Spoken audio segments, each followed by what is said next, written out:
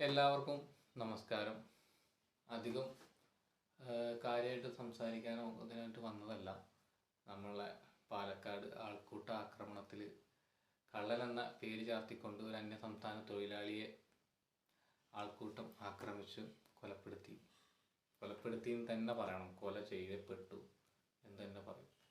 ഇതുപോലെ നമ്മുടെ വയനാട് നമ്മളെ മധുവിനെ എല്ലാവരും ഓർമ്മ ഉണ്ടാവുമെന്ന് വിചാരിക്കുന്നു. കള്ളൻ എന്ന പേര് ചാർത്തിയിട്ട് ആൾക്കൂട്ടം ആക്രമിച്ചു കൊലപ്പെടുത്തി. എന്താന്ന് വെച്ച് കഴിഞ്ഞാൽ വേറെ ഒന്നുമല്ല, നിയമം കയ്യിലെടുക്കുക എന്നുള്ള. ആൾക്കൂട്ടം കള്ളനാണ് എന്നുകൊണ്ട് സ്വയം പറഞ്ഞ് അയാൾ കള്ളനാണോ അതിനുള്ള ശിക്ഷകളും. ഇതിലും വലിയ കള്ളന്മാരില്ല നമ്മുടെ നാട്ടിൽ. അവരേനൊന്നും നിങ്ങൾ ആക്രമിക്കണില്ലേ? അവരേനൊന്നും നിങ്ങൾക്ക് ആക്രമിക്കാൻ തോന്നുന്നില്ല? ഇതിലും വലിയ കള്ളന്മാരില്ലേ നമ്മുടെ നാട്ടിൽ? ബൈക്കിൽ വന്നിട്ട് സ്വർണം പൊട്ടിച്ചു കൊണ്ടുപോകുന്നു, അല്ലെങ്കിൽ ഇതിലും വലിയ കാര്യങ്ങൾ ചെയ്തവരല്ലേ നമ്മുടെ നാട്ടിൽ? മോഷണങ്ങളും കാര്യങ്ങളൊക്കെ നടത്തുന്നവരില്ലേ? അവരേനൊന്നും നിങ്ങൾക്ക് ആൾക്കൂട്ടായിട്ട് ആക്രമിക്കാൻ തോന്നുന്നില്ലേ? സാധാരണക്കാരുടെ നെഞ്ഞത്ത് കയറാനാണ് നിങ്ങൾക്ക് തോന്നുന്നത്?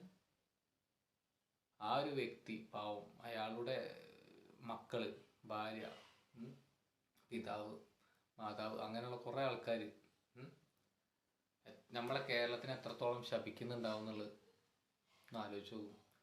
കാരണം നമ്മളെ നാട്ടിൽ വന്നിട്ടൊരു വ്യക്തിക്ക് ആൾക്കൂട്ട ആക്രമണത്തോട് കൂടി ജീവിക്കാൻ വേണ്ടിയിട്ട് നമ്മളെ നാട്ടിൽ വന്നിട്ട് കള്ളൻ എന്ന പേര് കുത്തിയിട്ട് ആൾ കട്ടിട്ടുണ്ടെങ്കിൽ നിങ്ങൾ പോലീസിൽ ഏൽപ്പിക്കുക. ബാക്കി കാര്യങ്ങളൊക്കെ പോലീസ് നോക്കിക്കോളൂ. നിങ്ങളവിടെ ആക്രമിക്കുക, അയാൾ കള്ളനാണെന്ന് പറഞ്ഞിട്ട് അടിച്ചാണ്ട് കൊല്ലുക.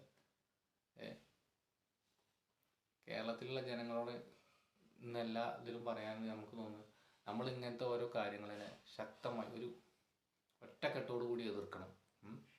രാഷ്ട്രീയത്തോട് അല്ലാതെ.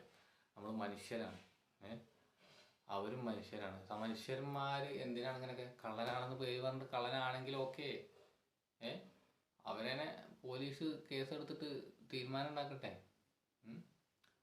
നിങ്ങൾ കള്ളനെ പിടിച്ചിട്ട് നിങ്ങൾ തെളിവോട് കൂടി പിടിച്ചു കഴിഞ്ഞാൽ പോലീസിനെ ഏൽപ്പിക്കും. നിങ്ങൾ ആൾക്കൂട്ട ആക്രമണം കാര്യങ്ങളും തല്ലാനും കുത്താനും നിൽക്കണ്ട. അപ്പം എനിക്ക് പറയാനുള്ളത്, ആ വീട്ടിലത്തെ മക്കളും ആ ഭാര്യ അങ്ങനെയുള്ള ആൾക്കാരുടെ അവസ്ഥ ഒന്ന് നിങ്ങൾ ആലോചിച്ച് നോക്കൂ. ഏറ്റവും ഖേദകരമായ കാര്യം, നമ്മുടെ കേരളത്തിൽ ഇത് എല്ലാം ഒരുപോലെ ആയി തുടങ്ങി എന്നുള്ളതാണ്. ആൾക്കൂട്ട ആക്രമണങ്ങളും ഇതൊക്കെ. എന്താണ് നമ്മുടെ നാട് എവിടേക്കാണ്, നമ്മളെ കേരളം എവിടേക്കാണ് ഈ പോകുന്നത് എന്നുള്ളതും ഒരു അറിവില്ല.